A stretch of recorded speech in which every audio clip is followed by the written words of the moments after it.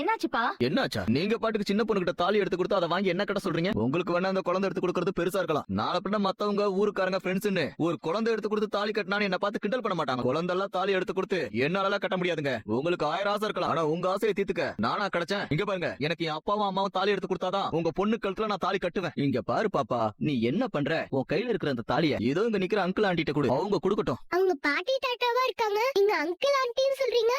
ஐயோ தம்பி, குழந்தை ஏதோ விளையாட்டா சொன்னதுக்கு நீங்க ஏன் இப்படி கோவப்படுறீங்க? குடுமா, நீ தலிக்கமா. அம்மா இந்தாங்கம்மா, உங்க பிள்ளைக்கு மாங்கல்யத்தை நீங்களே எடுத்துவாங்கம்மா. வாங்க. இவனுக்கு பதிலா பேசாம நானே மாப்பிள்ளையா இருந்திருக்கலாம். அந்த பிள்ளைக்கு கொடுத்து வச்சது அவ்வளவுதான். சும்மா விளையாட்டுக்கு சொன்னேன். வாய முட்டு கொஞ்சம் அமைதியாரு. இந்த பக்கத்து நிறுத்துங்க. நீ மட்டும் அந்த பொண்ணு கழுத்துல தாலி கட்டணும்னு நினைச்சா இங்க நடக்கிறதே வேற. சிஸ்டர், நீங்க கொஞ்சம் பொறுமையா இருங்க, நான் அவங்கிட்ட பேசிக்கிட்டு இருக்கேன். என்னடா என்ன பேசுற நீ? பெத்த புள்ள மாதிரி உன்னை நினைச்சிட்டு இருந்தேனடா. உன் மனசுல இருக்கிற விஷயத்தை நீ சொன்னப்போ நான் தான் முடியாதுன்னு தெளிவா சொல்லிட்டேன்ல. நிறுத்துடா. யாரா நீ? எதுக்கு இப்ப தேவையில்லாம இங்க வந்து பிரச்சனை பண்ணிட்டு இருக்க? ஐயோ அம்மா, அடுத்தவங்கள பத்தி பேசுறதுக்கு முன்னாடி உங்க பிள்ளையோட யோக்கியதை என்னங்கறத முதல்ல தெரிஞ்சுக்கோங்க. யாரு இவன்? பத்திரமாத்து தங்கமா? இதை இவனே இந்த பொண்ணு முன்னாடி வந்து சொல்லுங்க பாப்போம். எங்க வீட்டு கல்யாணத்துல வந்து குழப்பம் பண்ண பாக்குறீங்களா?